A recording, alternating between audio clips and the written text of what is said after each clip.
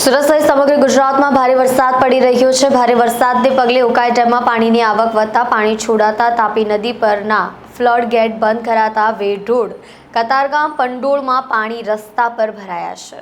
દક્ષિણ ગુજરાતમાં મેઘરાજાની ફરી એકવાર તોફાની સવારી આવી પહોંચી છે। સુરતમાં પણ ઝાપટા સ્વરૂપે ભારે વરસાદ પડી રહ્યો છે। બીજી તરફ ઉકાઈ ડેમમાંથી આવકને ધ્યાને રાખીને 2.47 લાખ ક્યુસેક પાણી છોડવામાં આવી રહ્યું છે, જેથી તાપી નદી બે કાંઠે વહી રહી હોવાથી ફ્લડ ગેટ બંધ કરી દેવામાં આવ્યો છે, જેને પગલે વેડ રોડ કતારગામ અને પંડોળમાં પાણી ભરાવાનું ચાલુ થઈ ગયું છે।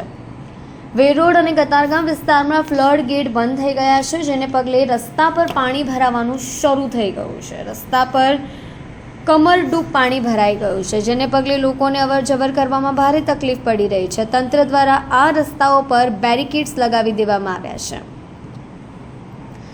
ભારે વરસાદને પગલે રસ્તા પરથી પસાર થતા વાહન ચાલકોને હાલાકીનો સામનો કરવો પડી રહ્યો છે। પાણી ભરેલા રસ્તા પરથી પસાર થતી કાર બંધ પડી ગઈ હતી, જેથી પાણીમાં કાર ફસાઈ ગઈ હતી અને કારને ધક્કો મારવાની ફરજ પડી હતી। બીજી તરફ પાણી હટાવવા માટે પાલિકા દ્વારા પંપ પણ મૂકવામાં આવ્યો છે।